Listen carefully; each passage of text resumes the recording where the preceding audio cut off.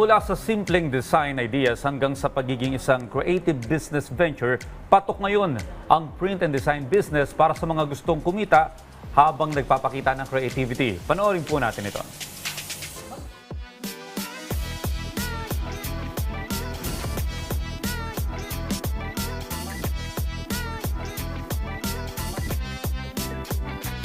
Hi, Miss Ina. Morning, Miss Dayan. Alright, let's start off with your business journey. So, nag-start tayo nung nagkaroon tayo from Singapore as an OFW. Nagkaroon ako ng bonus. So, I bought a cutter plotter. So, nag-start ako to make decals. Then, after nun, nag-evolve in a way na nag-aral ako gumawa ng other products. And then, when it was a time to go back to Philippines, ayoko maging empleyado. Kasi naisip ko, I'm from Marikina, papasok ba ako papuntang Ortigas, ilang oras ang traffic. Papasok ba ako Makati, gaano din katagal yun. So I decided, dito tayo sa bahay. Naggawa ko ng mga cake toppers. Nag-start ako sa mga bakers. Sila yung nag-order sa akin ng mga cake toppers. And then yung mga kinikita ko doon, ini-invest ko to other machine. Kaya nag-start din ako gumawa ng tote bags, ng notebooks. So lahat siya self-learned. Kamusta yung naging transition mo as an overseas Filipino worker? Wala ka bang naging hesitations o hindi ka ba natakot na magsisimula ng negosyo?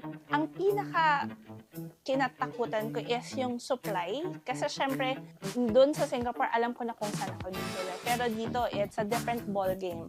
So, kailangan ko na naman mag-research saan ako kukuha ng ganitong materials, ano yung kailangan kong saan makakamura, saan yung magandang quality. Pero yung drive kasi, nandoon, gusto mo kasi siya, ayaw mong bumalik doon sa pagiging empleyado. Give it all your best na. So, pinag-aralan ko siya ng maigi. Mahirap yung transition kasi hindi ako magaling sa math. Maarte lang yung mga gawa ko, pero yung business side, mahirap. Pero lahat kasi natututunan. So sa pagtayo mo ng sarili mong negosyo, ano yung mga natutunan mo? Na hindi siya yung glamorous na sinasabi nila, oh, may negosyo yan. Maganda ang buhay. Hindi totoo yun. Kasi ang empleyado, 8 to 5, pag nag-clock out, tapos na. Minsan may overtime, pero may overtime pay. Pero as a business owner, 24/7. So, yung utak mo, mas maraming ikot talaga.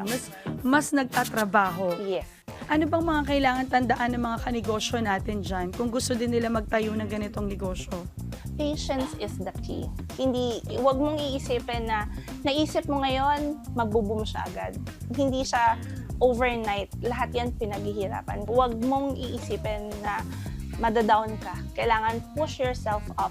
Kailangan i-lift mo yung sarili mo na kung may na-set ka na goal sa mind mo, work hard lang talaga.